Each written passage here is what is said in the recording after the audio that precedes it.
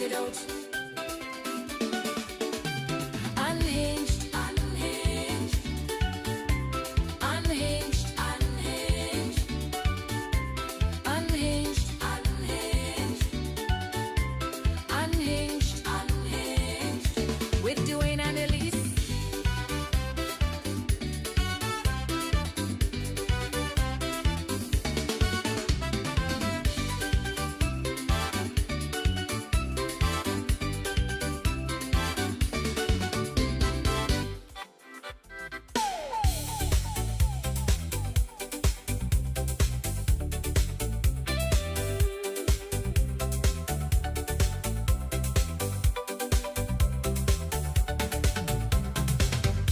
Where one days of work on water, and other days the unlimited. But no matter what you're wearing through, we are the antidote. We are the antidote.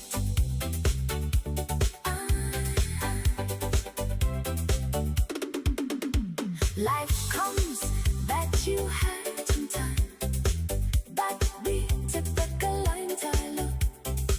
Just have a love with us. We are the antidote. We are the antidote. Unleash when the days are work of Martin. Unleash another day's beyond the land. Unleash but no matter what you're wearing through, we are the antidote. We are the antidote.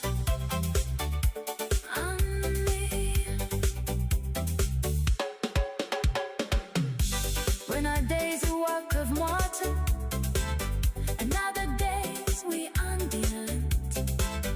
But my daughter, what you worrying through, we are the antidote.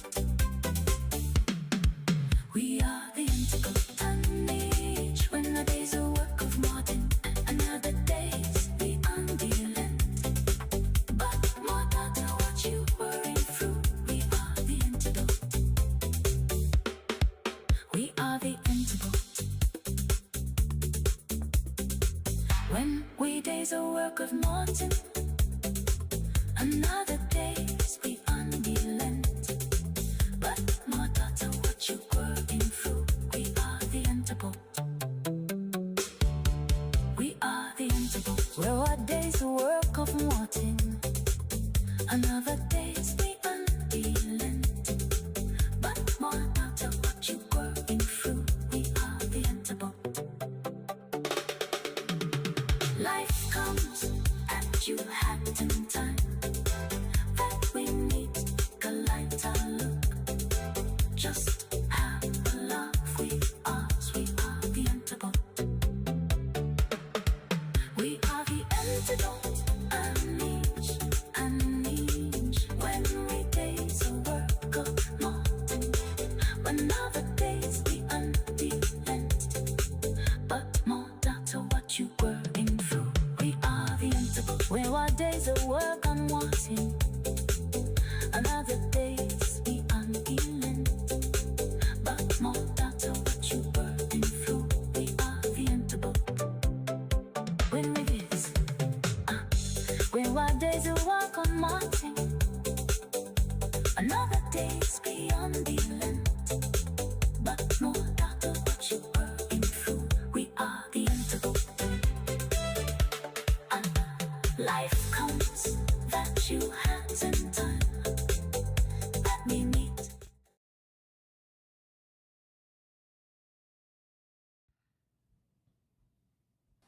All right.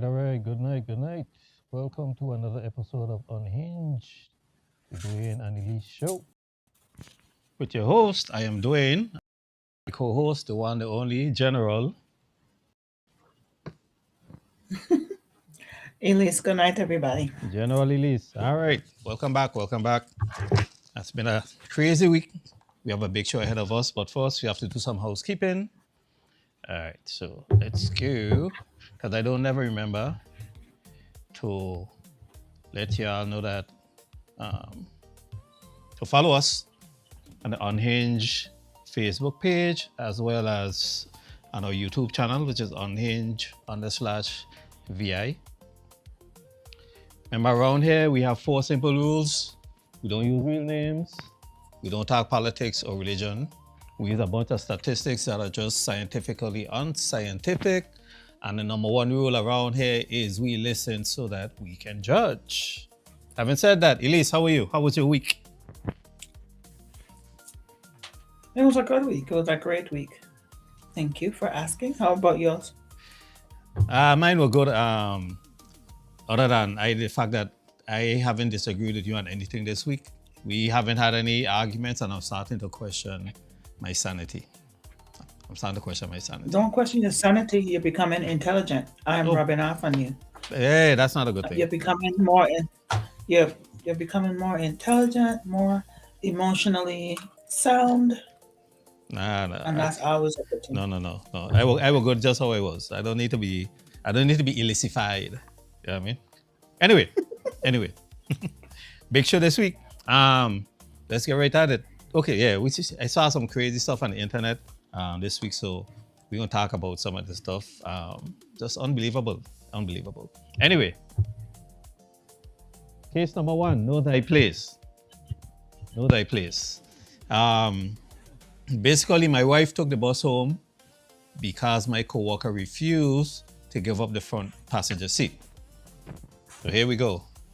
My wife and I work near each other, and we finish work around the same time. So I usually drive her home. Recently, a female colleague of mine realized that we both live in the same direction from work, and that coworker started hitching a ride with me after work. So because this coworker gets into the car first, she sits in the front passenger seat. Then we drive over to my wife's job and we pick my wife up. At that point is where the drama starts. My wife firmly believes that the front seat belongs to her. Every time she gets into the car, she expects my colleague to jump out and move to the back seat. She makes a massive deal out of it. So a few days ago, my wife opened the front door and ordered my colleague to move to the back seat. My colleague didn't want to make a scene, so she calmly got out of the car and she went to the back seat. I didn't say anything at the time, but I was dying of embarrassment. By that Friday, my coworker had reached her limit. My wife opened the car door, expecting the usual compliance. This time, however, my coworker didn't budge. She looked at my wife dead in the eye and said, "Madam, this is not your car, so stop being childish. I know he is your husband, but this is his car. He is the only one that has the right to ask me to move. So as far as the backseat goes, I'm not sitting back there today unless he asks me to move." Honestly, hearing her say that felt amazing, so I didn't interfere. I just watched. My coworker was making perfect sense. It's not a big deal, but my wife was making a mountain out of a molehill. Courtesy dictates that if someone is already sitting in the front seat, the latecomer sits in the back. My wife was furious. She refused to get in the car and she walked away. She probably thought I would beg her or ask my colleague to move. I didn't. So my wife took a public bus home and she has been giving me the silent treatment ever since. Who is wrong here? Now I know that's a lot to unpack. Let me start by saying clearly your wife ain't a Virgin Islands woman. Cause you know VI woman taking the bus home and your co-worker were in the front seat. You know what I'm saying? There's a lot to unpack. I don't know where this guy is from, but I can't ride with you, boss. You on your own with this one. I think you're dead wrong. And for you to think that what your co-worker was saying about being the first one to the front passenger seat and therefore whoever comes after must sit in the back seat. That's crazy. That's insane. Like you going home to your wife. Like, why would you allow your coworker to hot you up like that? You know, what are your thoughts, Elise?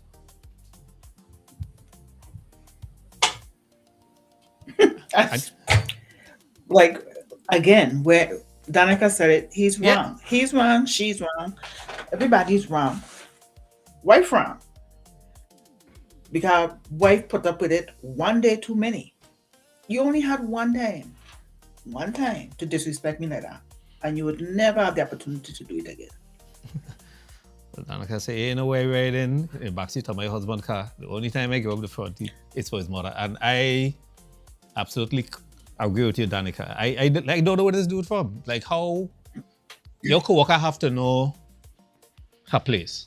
She have to stay in her lane. I could only justify you pulling up to pick up your wife the first time, and maybe your co-worker didn't know who you were coming for, didn't know who this person was, but once they say, hey, like, this is my wife, I shouldn't have to tell you to get backside out and get the back seat.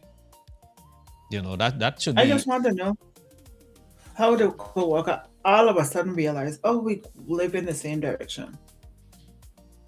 Okay. Like, all of a sudden, okay, then that's fine. You ain't telling the co-worker, well, I gotta pick up my wife, so start off in the goddamn backseat. Danica say you right in the co-worker. And then she gonna tell a woman, madam, the way should have been madam in me between the curb and the side of the car.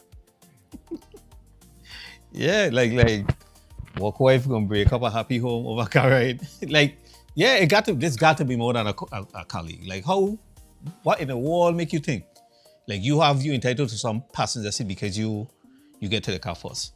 You know, and if you feel somehow that is degrading to you to have to get out to the front and sit in the back, then when we get in the car at work, get in the back one time.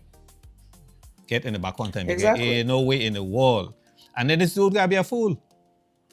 I with Danica, you got to be getting up, because ain't no way I gonna allow you to stay in the front seat, piss off my wife. So now I go home again, the silent treatment. I probably ain't getting other things either. So unless I get them other things from the co-worker, why would you even entertain that foolishness? I kind of think he maybe want out of this marriage. I don't know. It just seems stupid. I would have been fighting for divorce. Yeah. And it's disrespectful. Get backside in the back. Like, even if you're a side piece, like, this is an undercover thing and I going to pick up my woman, like, you don't hear me say it, Elise, all the time. There is a right way to do wrong. And when you're going to be a side piece, lane integrity. Maintaining lane integrity is priority one. That's a golden rule. And if you can't maintain your lane, if you can't stay in your lane, you got to go. You got to go. You and ain't then the going. part when he says, when she told the wife that he felt he felt amazing and he didn't interfere. Excuse me? Yeah. And you sit right down there like even if you're a side piece and you have aspirations to one day be the main thing, that ain't a route. That ain't a route. You ain't gonna come and intentionally, deliberately cause disruption in my domestic affairs, hoping that me and my wife break up and then you're gonna get elevated to that position. Like, it's not going to happen. It's not going to happen. You know? The way I look at it, you out there causing confusion and you just a side piece. You know, so he totally wrong. Know your place as a side piece. Lisa is correct. Stay in your lane. Lane integrity. Lane integrity, that's the most important thing to me. Stay in your lane. Know your place.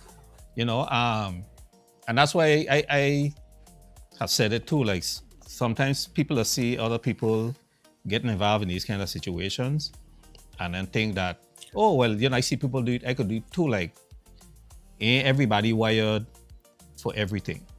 So if you get involved as a side piece and you can't stay in your lane, then it ain't for you. It ain't for you, and you got to go. You got to go. Lane integrity, maintain it. Rule number one about being a side piece. Okay? So he dead wrong. I don't know where he from, but I know that woman ain't from the Virgin Islands because she would have hauled your co-worker out in the front seat and did a scrap on the ground. And before a VI woman catch a bus, She'd have laid down in front of the car. Nobody will go in no place. You know what I'm saying? At least nobody will go in no place. I ain't getting in the front seat. Nobody get in the place. She gonna jock out here and fling them cars in the parking lot. She gonna lay down in front of the car. She gonna do something, but nobody ain't going no place. She ain't going to catch no. I bet. No, sir. A VI woman? No, sir. No, sir. She ain't catching no bus for you to. Nah, that ain't happening. So you better count the blessings that I don't know where that woman from. But yeah, if it was a VI woman, it had a there'd have been somebody name would have been in a newspaper the following day and the police blatter. You know what I'm saying? That would have been a police. I don't think the side woman couldn't have been a Virgin Islands woman either, because we ain't that brazen. True. I've never come across a VA woman. Well, that crazy. Well, I mean, we have our stuff, but we ain't like that. Yeah. I was reaching to pull a key. Yeah, with it moving. Yep. Yeah, a VA woman hugs that key out and she fling that car, throw it in the bushes someplace. Nobody ain't getting. I ain't getting the front seat. Nobody ain't getting the place. You know what I'm saying? So he lucky. And it's the principle, it ain't the seat. It's the principle. Yeah. It's not about where you're sitting in the car. It's the principle of the fact that this is my husband. Like, we going home together. You get in the back. Yeah. Because you're lucky you're even getting in the back. You'd have been walking him. Correct. The only person that has a legit grounds to be challenging the wife getting in that front seat is one of the children. Like, yeah, mommy, you're here first, you know what I mean? And that's, and that's a different thing. That's a different thing. And even so, in that case, the mother or the parent really and truly should be in the front seat. But I could see a child, you know what I'm saying? I could see my daughter, like, she get in the front seat and ain't gonna move her, want to challenge her mother and kind of stuff. So, but outside of that, nah. And for him to just sit down there and talk about like he had this good feeling when this co-worker like disrespect your wife. Like, yeah, I don't know where he from. I don't know who he is him, but nah. Count your blessing that not an homo from the VA. Okay, would have been a problem. All right. So I think we all concur that woman from the VA that car ain't no place. And she went catching the blasted bus. For a VA woman got a bus, maybe she had throw away the key and both she and the husband would have had to catch the bus. That's the only way. Everybody would have been on the bus. Yeah, everybody would have to catch the bus. That's the only way. You know what I'm saying? All right. Next one. This one is called Tupperware Bandita. So, all right. My son's mother-in-law had the brass balls to actually steal the food from the buffet table of my husband's celebration of life. The caterers had brought out some to-go boxes so that I could take food home with me, as I was the one paying for it. As the event was winding down, I did not see that she had loaded up the remaining food and instructed her husband to take out a tall stack of to-go boxes. It was so disrespectful and rude that I cannot get past this. Who in their right mind steals food from a funeral without asking permission or being invited to do so? Also, there was an open bar and she had enough to order herself an entire bottle of champagne. Calling her an opportunist is one of the nicer things I have to say about her. I told my son and his wife that she will no longer be invited to my home. How would you have handled this entitled type of behavior? Yeah, who don't really go to a funeral and steal food? No respect for the dead, no respect for the living. You just roll up and start to, thing with the to-go boxes. So I had, and I could say because she don't watch this podcast. So we had a co-worker back in her former life, and she used to have Tupperware in her desk. Okay, so sometimes we'd have like food for people that were like on jury duty and things like that. Elise, my son, we used to have like Cooper. And a couple times I cuss her out, like, the food are for the jurors. Like, if my jurors want seconds, they should be able to get seconds. They barely sit down to eat. She done roll up with her Tupperware from in her desk and collecting food to go with. And here's the thing, Elise. She would say all the time, I don't eat from people. I don't eat from people. So somebody asked her, who the hell you begin with all this food for? It's for her husband. And I couldn't understand it for the life of me. Like, you don't eat from people. You don't trust people to eat from, that you would eat from people, but you would collect food and take home to your husband. I don't know. I can't find the logic in that, the reasoning in that. So how would you have handled a situation with someone stealing the food at the funeral?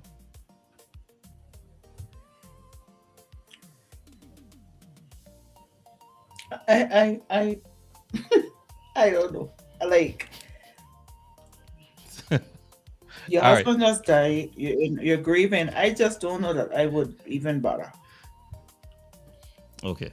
So one time we had, working at the same place. So we had a picnic, right? So we had like a whole bunch of food, like a lot of food. Like food, people were bringing food to the beach at like 3, 4 o'clock in the afternoon. Food was still coming. So around 5:30 we start packing up. And my one coworker looking around. So she ain't see nobody looking, but I don't peep the play. He leads someone run, grab a pan with a whole turkey. Not cut up, a whole turkey. She look around, she see nobody. She grab the pan, she run to her car and shove it in the backseat. Like a whole turkey.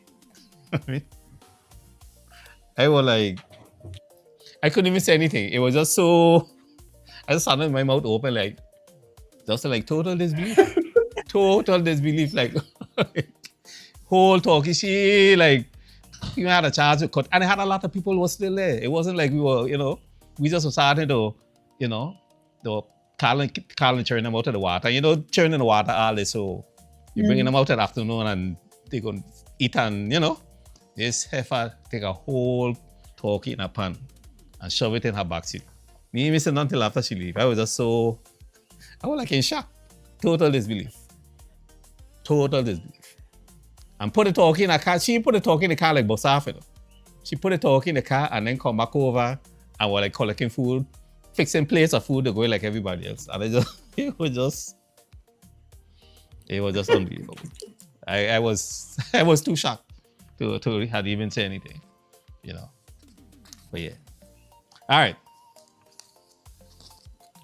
So you say you have been in grief, you wouldn't have taken an. And I don't know. I don't know. It's hard to say. Because I think a part of me may have thought to not say nothing at the time. To not like create a scene and disrupt the event, And then another part of me would have wanted to like check her, So I probably would have, like say, I grieving, I probably would have let go, but yeah, she wouldn't have been welcome to my house after that. So, But based on the fact that she did it that way, there seems to have been problems before. Like, they weren't close. It doesn't seem like based on the fact that the mother took the food the way she took it. True. Seems like they might have had problems from before. So True. I want to charge up for bucks. Yeah, but but see, Lisa kind of make it worse. If we don't get along, if you're not comfortable with me to the point that you feel you could come and ask a question, then hell, you know what I'm saying? But anyway, maybe the mother was trying to give her the last hoorah. The mother was trying to dig her for the last time, at least in her mind. Yeah, well, I don't know. I probably wouldn't have said nothing at the moment, and yeah, just banner from coming to the house. Anyway, next up, grocery run. I could see how very woman doing it. All right. So my friend, let's call her Mortal, is one of those people that lives for a thrill. She recounted this story to me. She said, Time out. Yeah. The fact that she named Mortal, this can't be going, it can't go good. Because I have never met, I don't know many mortals, but I have never met many mortal that either has good sense. I think your parents had something against you if they even name you Mortal. Like what you do your parents? Or could be Justin. But anyway, move along. Okay, so she recounted the story to me. She said yesterday after work, she was at home watching TV with her husband. We're going to call him Rob because we don't use real names. She texted her side piece. We're going to call her side piece James. Okay? So it's Mortal, her husband Rob, and James is the side piece. So she texts James and asks James, hey, what's up? What you up to? So James said he wasn't doing anything particular, he's just chilling. And he was wishing that he was knocking the Mario coins out of her. So Malta replied and said she loved the sound of that. So Rob responded, excuse me, James responded, too bad you're already home and can't pass through. Mortal then replied, well, I never said I couldn't pass through. And right about now, I'm loving the thought of you knocking my Mario coins out of me. So, welcome true. James responded. So, she told James, I'm going to cash up you $75. So, James said, $75? $75 for what? I'm going to call him iPhone. $75 for what? So Morta replied, she said, I'm also sending you a list of groceries. So I need you to go and get the groceries and have them to your place when I get there. I'm going to tell my husband that I'm stepping out to get a few groceries. So that should give us about 40 minutes. That should give you about 40 minutes to pong this thing into next week. But when I come home, I need to return with the groceries so that my husband wouldn't have a clue that I went to get the bejesus written out of me. I am so afraid that Mortal's husband is going to catch her one of these days. These are the kind of risky adventures that just seem to turn her on. She told me the mere thought of taking such huge risks turns her on. So I'm convinced that she needs professional intervention at this point. What should I say or do as a genuine friend? Mind your business. But that's her friend. She's afraid she get catch and, God knows her husband might hurt her. She's concerned for Mortal's safety and well-being. Mind your business.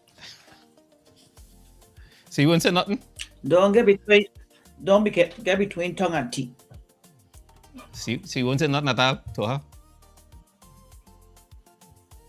Mortal? No. No? Hey, it's okay. I ain't gonna ask your business. But I know you got some very woman do some stuff like this already. You know what I mean? This is kind of Yeah. yeah. I mean, my good friends, yeah, I would give them some advice, some stern advice. But Mortal don't sound like she would listen anyway. So, no, I don't give a damn. I have to mind my own business. Now, like I say, I learning something here. Yeah, that good trick. And then like St. Thomas, how slow things are move? 40 minutes? Man, you say you're getting grocery, that's an hour and a half. Except you gotta catch up that man, you gotta send that man more than $75 because $75 is probably the two items in cash lesser price, man. So you gotta send them a lot more than $75. You know what I'm saying? But hey, I don't know the Mortal will listen anyway. Mortal look like she That's enjoy. what I said. Mortal look like she really don't enjoy when I say things just knock them Mario coins out of her. She done home, sitting next to your husband, and this is kind of stupidness you texting to say. I think you even text him at work and say, well, you're going to leave work early and come by. You home next to this man thinking all is well and, he probably gave her the $75 and all. You know that. Mm-hmm.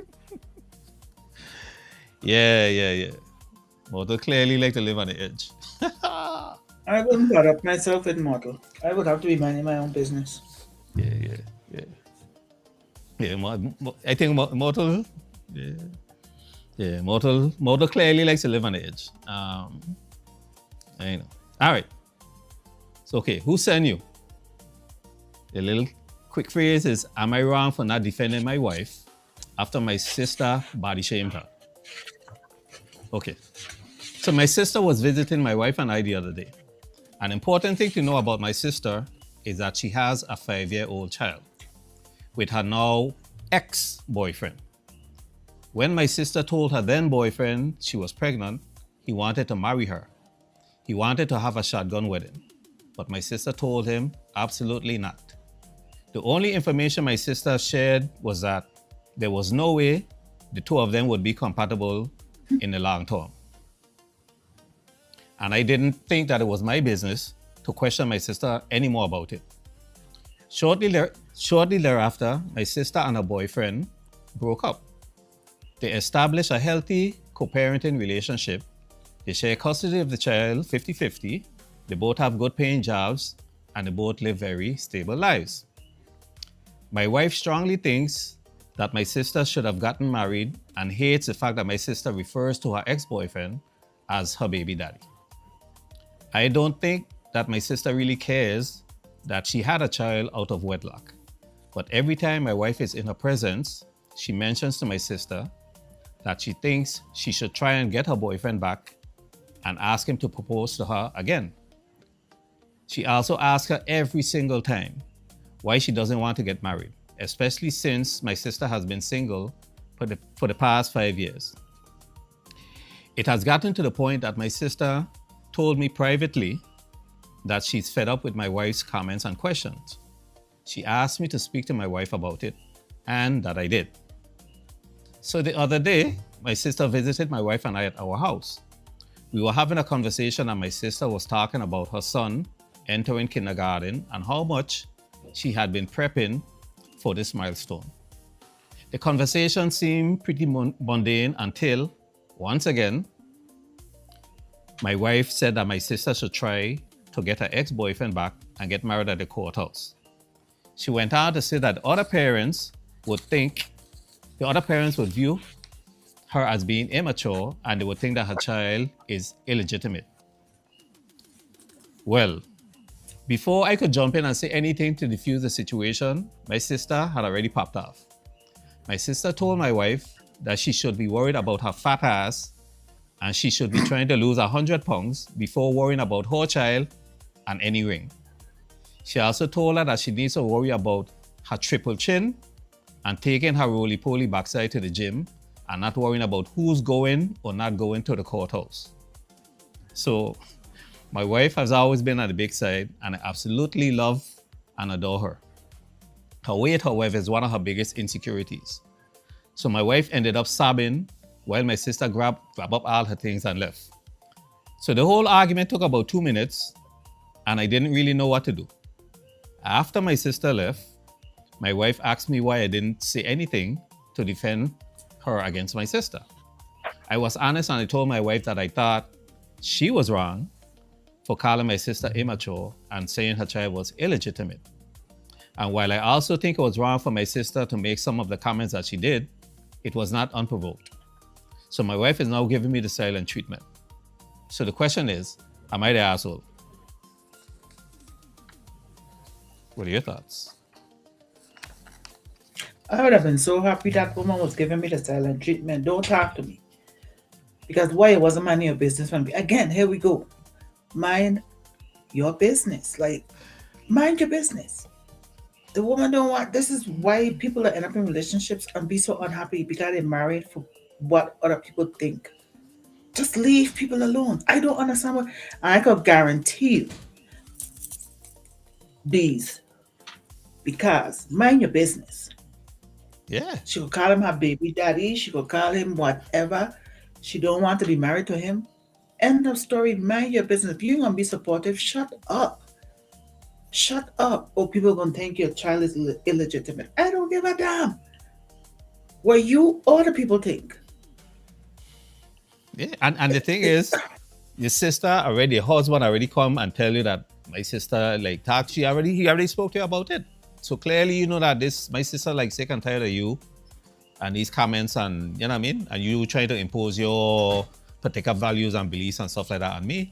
You were warned. Hey, Chantal. Hey, good night, Chantal. You were warned and you take it upon your backside to go stick your foot in that trap. Take away again. Take away. And the sister did it right. The sister went to him and said, hey, I don't like it. Talk to her about it. Right. And then he told her, and she's still coming with it. Man. Yeah. And they go ask me why me defend you. Defend you for what? Against what? The same thing that I told you, you know what I mean, not to be doing? Yeah. She come on, she deserve it. Yeah, I ain't into body shaming, but like the husband say, it wasn't unprovoked. It wasn't unprovoked, and And then we say, and it's body shaming, but then she is trying to shame that lady too. correct. Oh, your child's illegitimate, Correct. and they're gonna think you're immature. And that's a different way of being It's yes. shaming somebody for their life circumstances, especially when this lady chose that for herself. Correct. And it's working. I mean, clearly she and the child father seem to be, getting along good. They're both living stable lives. They're sharing the child 50-50, so it doesn't seem to be any like contention or, no issues going on between them. So why you sitting on here like reaming this woman, it's not even like her and the child father were like at it and you kind of picking up for, one side versus the next. They have an arrangement. The arrangement works for them. Mind your business. Worry about your triple chin. You know what I mean? That was funny though. Yeah, worry about your triple chin. And worry about going to the gym instead of worrying about who going or not going to the courthouse. All up in the people themselves. And it's so funny because those are the type of people that always know everybody business. They don't know all the business that does not matter, does not pertain to them, and then the stuff that they need to know, they are always out in la la land clueless, because they're so busy, all up in other people's things. So yeah, you get what you deserve. Triple chin your ass. Anyway. All right. Close it, please. The little caption, okay. I cheated on my wife 3 years ago. She agreed to forgive me if we open up the marriage, but now I live in agony every day. My wife found out. And you should. Anyway, go ahead. Really? Mm-hmm. At some point, we're not going to resume the past? All right. No. Every time I think about it, I'm going to be in your ass. But anyway, go ahead. My wife found out that I had been hooking up with a woman that I had met online that lives 2 hours away. So when the woman visited, we checked into a hotel. So this went on for like 3 months, and we had met up about a handful of times when my wife eventually caught us. She was waiting in the lobby and saw us coming down from the room. She left me the very next day. We were separated for 8 months, and they were a terrible 8 months for us, especially for our children, 9, 7, and 3 years old. So we started talking about getting back together. My wife said, since our sex life was not enough for me, and that she was sure that I would cheat on her again, we might as well open up the marriage. So I told her no, because I've learned from my mistake, but she wouldn't waver. I relented. We decided, well, in reality, she decided, not to tell each other where, when, and with whom. Fast forward 2 years later, we are back together and normal, at least it will seem normal from the outside. On the inside, however, I'm dying a little each day. Every time I see her happy, I wonder if it's just her being her old bubbly self or if she's thinking of someone else. She's a very beautiful woman, and I'm sure she has no problems finding men whenever she wants. So whenever she takes a shower after coming home from work, whenever she rejects my advances, I can't help but to think she's been with someone else, and that just kills me. I have tried to discuss closing the marriage again, but she shuts these attempted discussions down very quickly, using the divorce card. Before all of this happened, we were having amazing sex several times a week. But now we've only done it 4 or 5 times over the past 3 years. She demands I use protection and refuses to let me go down on her or make her bust a nut in any way. So I stopped asking because the sex is painfully bad now. I haven't slept with anyone else since my wife caught me because that look on my wife's face in that hotel lobby still haunts me to this day. I don't know how much more I can take. I love my wife and I want to spend the rest of my life with her. Will she ever stop punishing me? Have you ever forgiven a cheating spouse or partner? And have you ever forgiven a cheating spouse or partner? And what do you think is going on inside her head? I love this woman. Why? I love her. I love her. She is so smart. I keep telling you, y'all be playing checkers. We'd have played chess. We'd have played a long game. Yes, she said she's gonna forgive you. She never told you she was going to forget. And she tearing her ass. She been tearing her ass from the day after till now. I love her. I love her. You start, you go tit, and we're gonna go ta ta ta ta ta ta ta ta ta ta ta. We done it. We're not going to finish. I love that for her. So basically saying that this guy brought a stick to a gunfight. First of all, he dumb because how she catch you in? She was waiting for you, so she knew. I tell her I don't have no something. All I just see is the pum, and I don't see nothing else. Right? I love her. I love that for her. Okay. Dig him. Yeah, okay. So why Twist the knife. Keep twisting. Why take the man back if this is how you're gonna be dealing with it? Why take him back? Because it only works if you take him back. That's the only way it can work. But at some point you're gonna stop punishing him? No. You hear what he said? Just the look on her face when she's yeah, man. Yeah, man. Okay. I believe. I love her. I believe.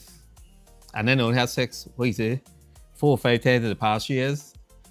So here's what I believe. Okay, yeah. She catch him cheating, break up the next day, they separated. She finds some new Charlie. Okay? And this thing, sweet bad. So we could get back together, but the marriage will be open because she wasn't trying to give up this other thing. She wasn't trying to give up this new thing. That's what I believe. That's what I believe. That's what you believe. Whether she find it, she didn't find it, she's looking for it still, I don't care. As long as he feeling the way he feeling, she's won. Yeah, but I love that for her. But let the man go. Let the man go. She letting him go. She said divorce, and he said no. How much more let go you could get? And dude, when she coming home again straight to the shower, you ain't got to wonder. You ain't got to wonder, okay? All right.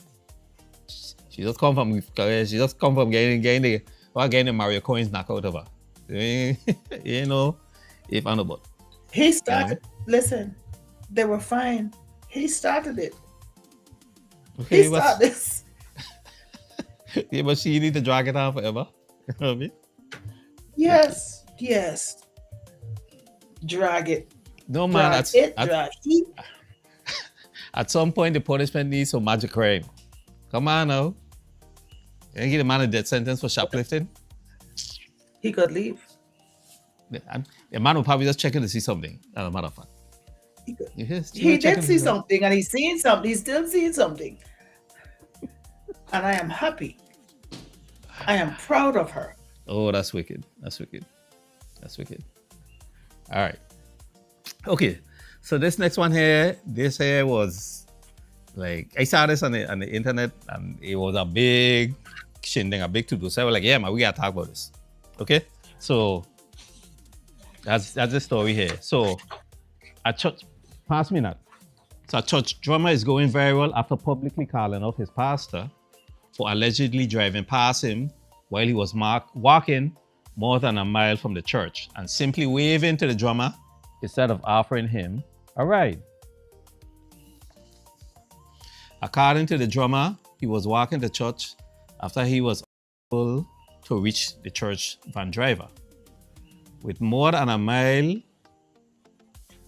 still left to walk, he noticed his pastor approaching in his vehicle, and he assumed that his pastor would stop. Instead, the drummer claims that the pastor waved at him and just kept on driving.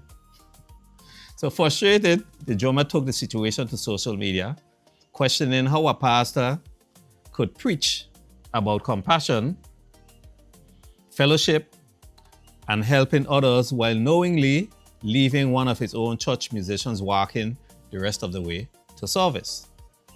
The pastor, however, defended his actions and reportedly responded, "I'm not a chauffeur.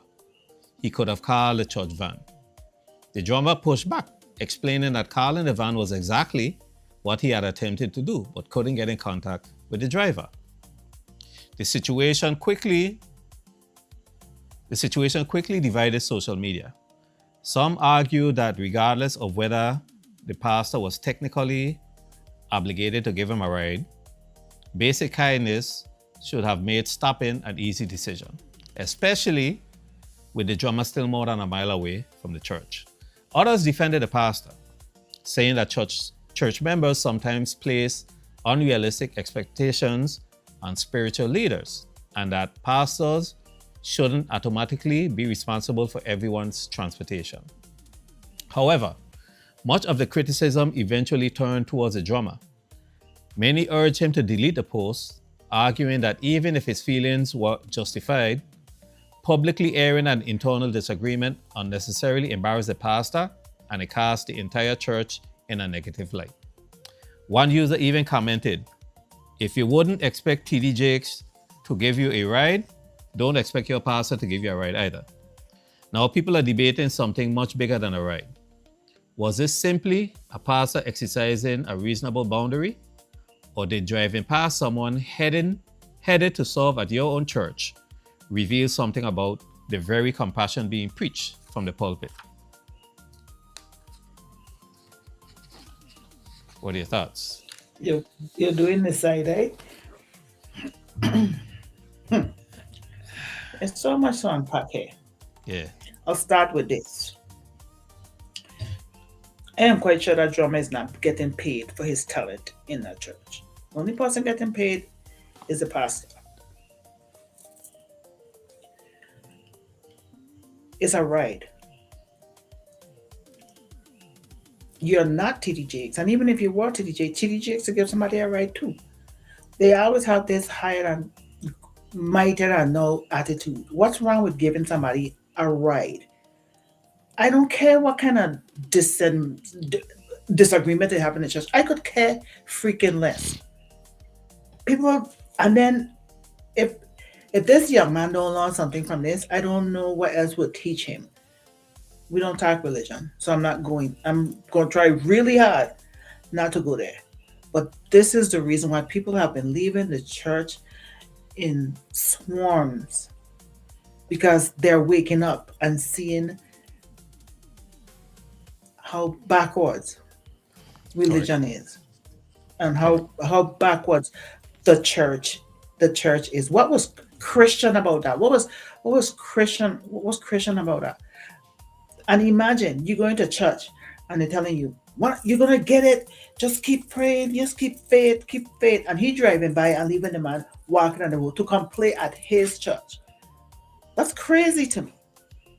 That's insane. Insane. Why are people, man, pastors, preachers, whatever they are human beings and men first.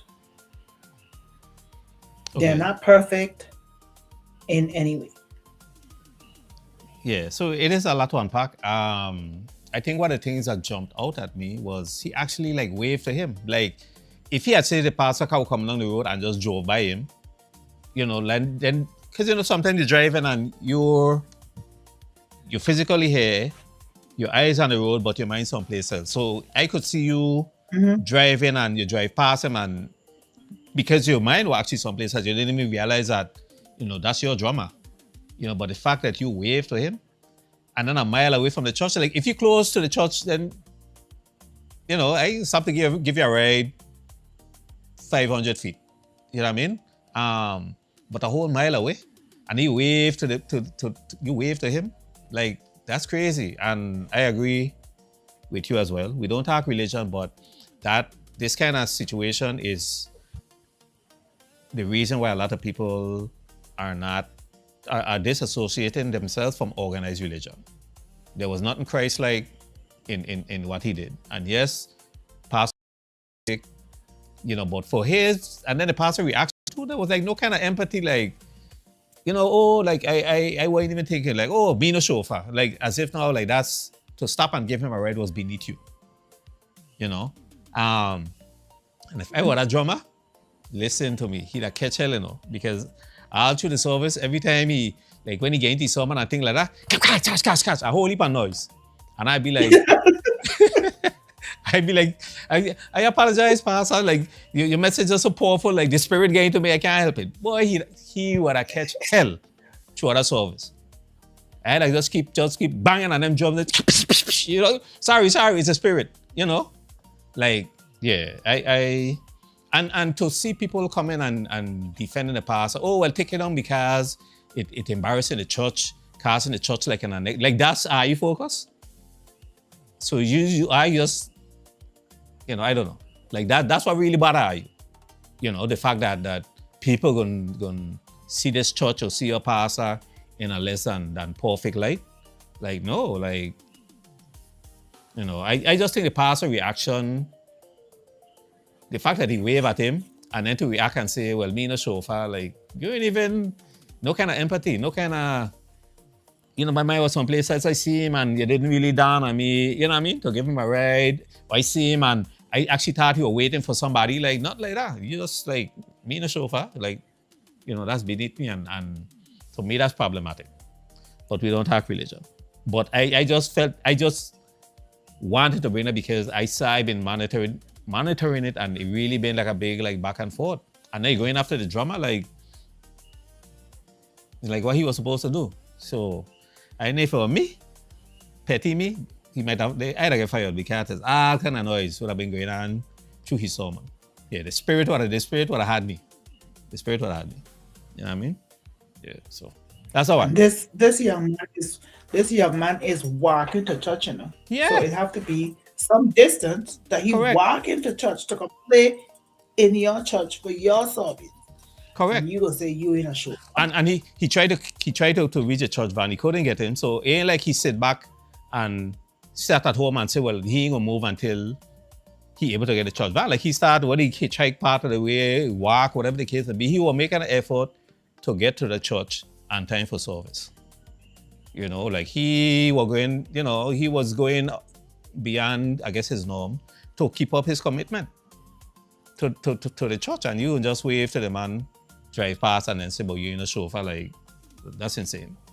That's insane. You know what I'm saying? Anyway, on to the next one because we not going to say too much about religion.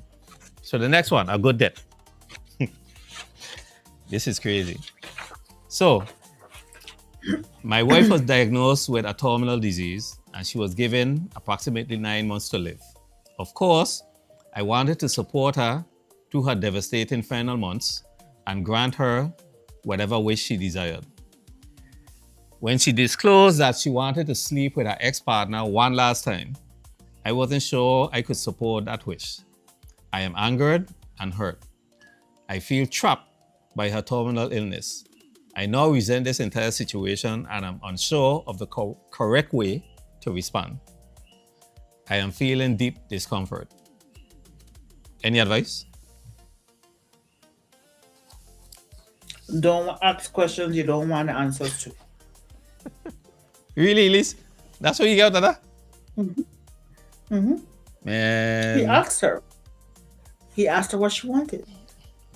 Yeah, but I have to conclude that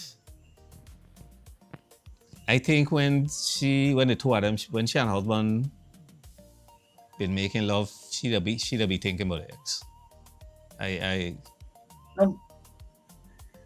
Don't matter now. She on her way out. I don't need to say it like that, but yeah. So go sleep with him and stay there one time. Don't even. Just keep going. Keep going. Don't come does back. he ask her? Yeah, but He asked her. Yeah. And he said, okay, she go over there to get a work and then she died under the ex. Then what? I come in to be responsible for making food. Nah, you go over there and keep going. I hurt for him. I angry for him. Like, really? You got 9 months to live and that's why on your mind. Anyway. I can't believe that's what you got that. I can't believe that's what you get that. Anyway. He asked her a question and she was honest with him. Yeah, but like really? 9 months to live? And that's your dying wish? That's I don't know. Anyway. And it don't even cost him anything.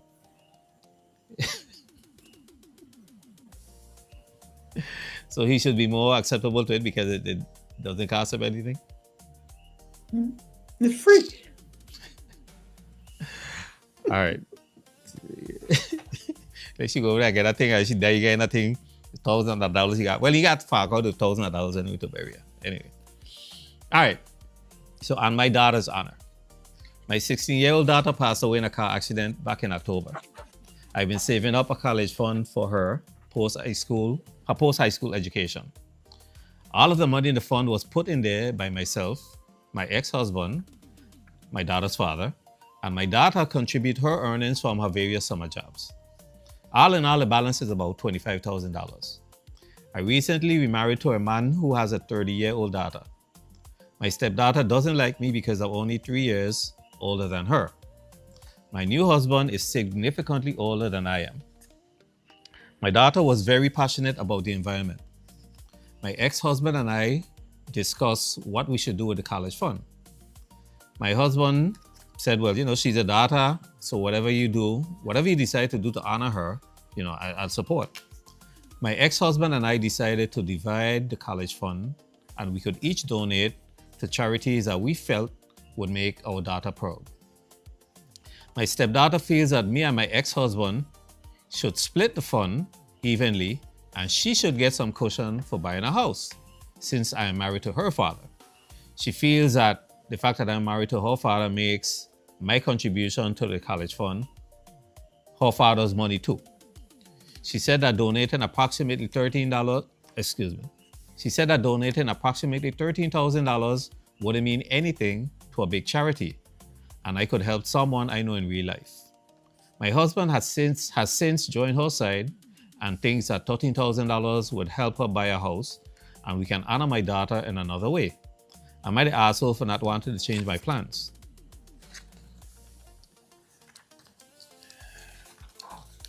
I think your husband showing his true colors, and I don't believe that's a relationship. You need to start thinking about exit strategy because, first of all, your stepdaughter is 30 years old, and she don't like you because the both of you are almost the same age. Well, heifer, keep the same energy. How could you not like me but feel that I should take half of my daughter's college fund and give to you to help you buy a house? You're 30 years old. If your father chooses not to cut the umbilical cord or whatever it is, whatever mechanism you use to continue to be attached to him at 30, that's your business. If he wants to help you buy a house, that's his business. But you're damn out of place to feel that I should take half of the money that I had set aside for my daughter to go to college. I should give half of that to you, or any portion of it to you, for you to buy a house. And you don't like me.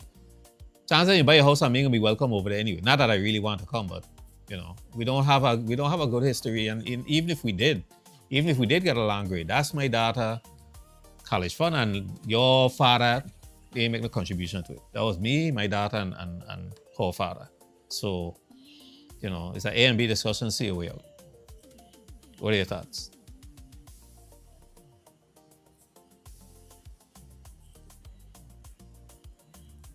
Throw them all away. Everybody. The daughter, the husband, just go. Just let them go on about the business and move along. He don't croak pretty soon anyway. That's just, and I shouldn't say it like that, but people get on my last note. Yeah. People so entitled. Like, why do you feel like you're entitled to this woman's savings and she wants to do something in memory of her daughter that you have never met? Correct. And you don't even like the woman, so what you want anything from her? How could you? People so keep that same energy. You don't like me? Keep that same energy. you know. All right, so 1-1 and we out of here. Okay.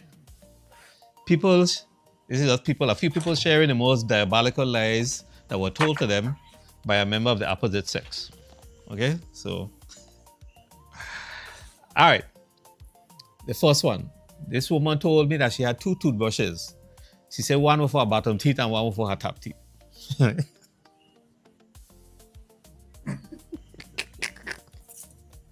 I could see that. You could see, would you believe it though? If a man told you that. If you went by a man's house and he had 2 toothbrushes in the bathroom, and he tell you, well, one is for my top teeth, one for my bottom teeth, would you buy it? I wouldn't buy it, but then I wouldn't ask him, but why he have 2 toothbrushes. Oh, you would just make that assumption. You would just assume. Yeah. You can come to a conclusion. Yeah, All you right. need to ask some question. All right. So, this lady said that a guy told me that he wasn't with a friend of mine who was out with him. Anyway, one night he got drunk and he called me randomly, swearing that he wasn't with the woman, with the same friend. He was so drunk he didn't realize that he was calling me from the same friend's cell phone. Alcohol, rum is boss. Rum is boss. Rum remains undefeated. Undefeated. But he was thinking about her. Yeah, he was thinking about that. He was thinking about that. He was just too drunk So he to make sure. calm. He was just too drunk to make sure that he pick up the right phone and call her. Anyway, next one. No, let me leave that one for last. Okay. So this guy said that a woman told him that she had a volleyball game. She had a volleyball game while he was at her house doing the both of them laundry. A condom fell out of her jeans pants pocket. The woman told him that a friend of hers was using her jeans and must have forgotten it in there. I don't think I'm buying that one. I hear you, Why but not? I hear you, but I ain't buying what you're selling. I ain't saying anything. You know how many times? Should that happen to you already? No, but you know how many times substances are found in people's pants and they say, not their pants? Or somebody else had on their pants? Happens all the time. Every freaking day. I agree. I mean, I could see that happening. Well, I don't know. I'd have had that a lot. For real? Jesus, they're in my pants. Anyway. All right. Last one for the night. I found tampons in this guy's bathroom. I don't and have never used tampons. And I have told him multiple times how much I hate them. His explanation was, well, I bought them because I like to soak them and then use them to wipe the sink. First of all, it's his bathroom. Why you care if he have tampon in his bathroom? That's like the man with the butter. He go to the bathroom with the butter, he come back out, he don't have the butter. This one have tampon. It's his bathroom. Why are you having doubts and getting mad because he have tampons? Maybe he uses tampons. You don't know this. The man says he's going to clean the bathroom, soak them. Them like a good sponge. Oh, How you gonna be mad man. at the man for having something in his own bathroom? I don't understand people. For real. And you have to be snooping around to find people's stuff. Leave people alone. Mind your business. Man, soak I the, don't- soak the tampon and then use it to clean the sink. I bet you appreciate the Maybe clean he sink. have a little. Maybe he have guests that come to his house. Maybe they may have a little thing they need to put. Mind your business, lady. Yeah. It could just be an emergency kit. In case emergency break glass kind of thing. You know what I mean? Yeah. All right. Okay. Up on the hour. All right, folks. Thank you for joining us. We'll be back next week. I'll be on the road. I think we're supposed to have a guest join us. So tune in. We'll have a little update on what's happening out in the dating world in 2026. And we'll also discuss some other pressing situations that are happening across the world, because there always are kind of people out there that need advice, need guidance, need recommendations, suggestions, and we here at Unhinged are always willing. Always willing to weigh in, always willing to judge your ass. You know what I mean? Anyway, having said that, y'all have a good week. Have a good week. Bye. Bye. Good night. All right, we're out.